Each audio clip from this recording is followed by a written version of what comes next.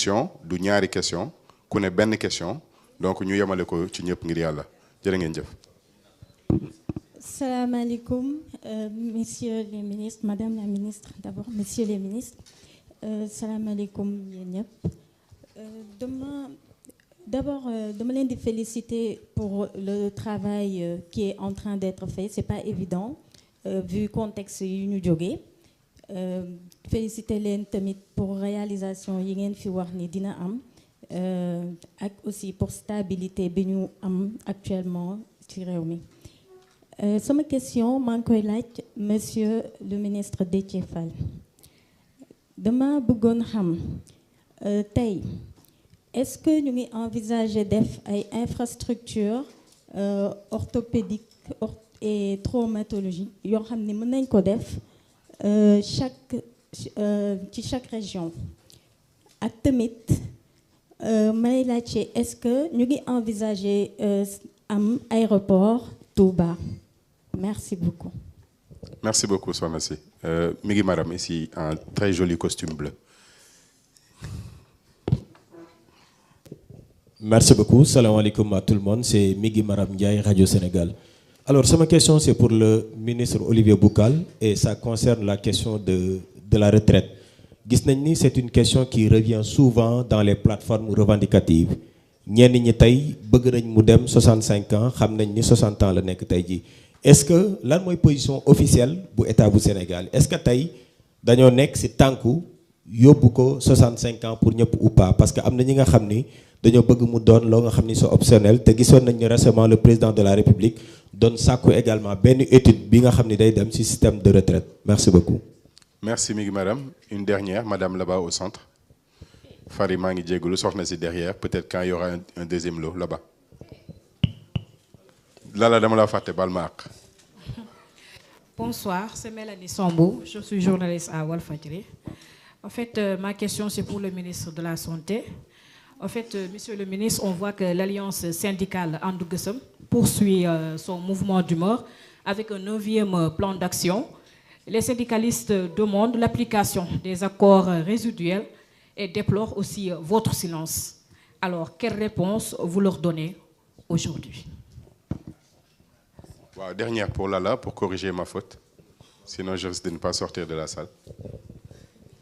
Alors, bonsoir à tous. Je suis nuyu bu baax a baax par rapport à l'exposition bi nga xam ne def ngeen ko. Alors, question bi may posé dafay dem ci ministre de la Santé. Gis nañu problématique yu bari ñu ngi koy soulever wu ci santé bi moo xam ci accueil bi moo xam ci plateau médical bi rawatina benn phénomène boo xam ne mi ngi lëmbe Sénégal muy feebaru sida depuis lors gisuñu benn communication boo xamante ne le ministre de la Santé def na ko mu jëm ci wàllu sensibilisation wala ñu wax ñu taux bi fan la toll ak lan lañ ko mën a éradiquer peut-être que nga may ma loolu rek ma laaj le ministre Déthié Fall est-ce que route ferroviaire bi mën nañu xaar ñu ñëw ci kii bi. Désolé, on a rajouté une 4e question pour toi. Merci on ne peut pas beaucoup. rajouter une deuxième. Désolé. Madame la ministre, on commence par. Merci beaucoup. Donc dañuy commencer ci le ministre Olivier Boucal sur la retraite. Après comme ça ñu mën a jox Déthié Fall, le ministre Déthié Fall sur les infrastructures. ñu mujjee ak le ministre Ibrahima Sy. Monsieur Olivier Boucal. Merci madame le secrétaire d'État. Merci Migui Maram Ndiaye pour la question de ma jàpp di question boobu effectivement dafay ñëw di ñëwaat ci plateforme de revendication waaye il faut que ñu poser aussi le problème de façon plus globale.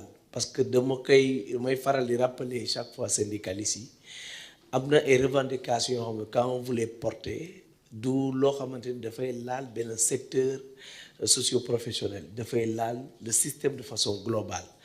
La retraite dans un état elle se gère de façon systémique du loo xamante ni da nga koy gérer pour un secteur donc moo tax dafay métti nga par exemple le secteur de l'éducation comme actuellement li ñuy def ce n'est même pas tout le secteur mais dañuy laaj pour les agents décisionnaires pour ñu yóbbu leen 65 ans la retraite ne se gère pas comme ça parce que li ñuy décider suñ ko décider woon tey de la porter à 65 ans dafay laal tout le système aussi bien le public que même le privé parce que wax nga sànq ni 60 ans la ñuy demee retraite Sénégal loolu dafay laal tous les secteurs nga nekk privé nga nekk public c'est la même chose sauf pour des emplois yoo xam dañu jàpp ni c'est des emplois un travail pénible comme dans les forces armées nga gis ñuy dem retraite à 55 ans waaye ñi ci des yëpp 60 ans la ñuy demee retraite moo tax la question on ne la rejette pas moo tax soo ma laajee la position officielle de l'État amagul puisque le président nous a demandé 2 travaux aussi bien am na bi ñuy laaj sur le système de rémunération mais waaye am na aussi beneen travail bi ñuy laaj au niveau donc du système donc de retraite ces travaux-là nous les avons engagés en rapport avec la direction générale donc du travail et de la sécurité sociale ñu amoon déjà les premières rencontres sur le système de retraite ba dégager une feuille de route boo xamante ne dafa répartir les responsabilités en fonction donc des différentes parties prenantes donc du système de rémunération. Il y a l'IPRES, il y a la direction de la pension, il y a aussi les acteurs de façon générale, le patronat et l'État en tant qu'employeur. Donc réflexion yooyu ñu ngi en cours et nous attendons d'avoir le rapport complet te jàpp nañ d'ici donc la fin de l'année dinañ am un rapport complet donc de ces travaux-là donc bu amee dinañ ko jébbal le président de la République qui au finish prendra la décision définitive sur la question.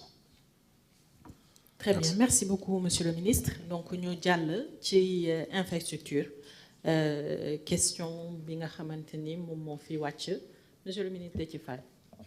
Merci beaucoup madame secrétaire d'État bu santé bi je vais laisser le ministre wax ci parce que en réalité ñoom ñooy définir politique bi après bu ñu ko définir exprimer le besoin transmettre ñu et c'est là qu'on entre en jeu c'est-à-dire que 35 centres de santé yi li ma lim ñoom ñoo wax avec carte sanitaire bi fan lañ ko bëgg def bi ma joxee besoin bi document bi mu doon lii loolu moom moo ko envoyé et c'est là que je suis entré en contact avec les gouverneurs def correspondance ni leen war nañ def fii centre yi soxla nañ telle superficie proximité bii la ñu soxla mais bi ma leen ko envoyé ba pare j'ai envoyé mes équipes parce que correspondance yi des fois day jël temps j'ai envoyé les équipes aussitôt dans la même semaine ñu dem avec les gouverneurs identifier les sites renvoyer moi et ça a permis de gagner du temps et d'avancer donc c'est comme ça qu'on fait moo tax ci loolu moo ciy répondre pour aussi aéroport bi l'approche avec le ministre des transports mooy fexe ba dans chaque pôle territoire ñu mën fa am benn aéroport aujourd'hui boo dee xool le pôle Dakar il y a l'aéroport de Dakar le pôle Thiès l'aéroport AIBD le pôle nord Saint-Louis donc région de Saint-Louis il y a l'aéroport de Saint-Louis le pôle nord donc est il y a l'aéroport de Matam j'en ai parlé tout à l'heure le pôle également sud-est il y a également l'aéroport de Tambacounda il y a l'aéroport de Kédougou nga ñëw le pôle sud il y a l'aéroport de Ziguinchor on en a parlé tout à l'heure il y a l'aéroport de Cap Skirring nga jël le pôle centre aujourd'hui mooy Touba bi nga xam ni nii wax nga ko boo dee xool foofu il y a l'héliport mais il y a aussi l'aéroport de Déili bi nekk en étude avec le directeur des infrastructures aéroportuaires et on a travaillé sur des correspondances yi nga xam ne nous permettre ñu am 2000 hectares et d'ailleurs la dernière que j'ai faite maa ngi ko adressé au ministre de l'environnement pour ñu mën une partie de la forêt donc classée ñu mën ko utiliser donc voilà l'approche bi nga xam ni moom la ñu nekk di def nga xam ni dans chaque pôle da nga fay am benn donc benn aéroport il y a également l'aéroport de Kaolack aussi bi nga xam ni ñoo ngi travailler à réhabiliter ko joxe également une dimension nga xam ni fépp foo jógee daa mën relier beneen zone ci temps très très court en plus de la connectivité routière nga am aussi cette connectivité donc bi nga xam ni moom la ñu bëgg mais ça on le définit toujours avec le ministre des Transports terrestres et aérien. Merci beaucoup jërëjëf monsieur le ministre donc ñu jeexale ak monsieur le ministre Ibrahima Sy sur les questions de santé. Merci beaucoup jërëjëf xam naa ne am na ñett questions yu xam ne yu am solo su mu boole waale boo xam ne sama naataangoo ministre des infrastructures moom moo ma ko refilé xam nga suñuy tabax ay infrastructures sanitaires mu nekk hôpital mu nekk centre de santé mën na sax nekk poste de santé dañuy prévoir lu ñuy wax ay services d'accueil d'urgence ci hôpitaux yi ñu am tamit su fekkee ci centre de santé unité d'accueil d'urgence mais ci biir unité yooyu dañ sóoraale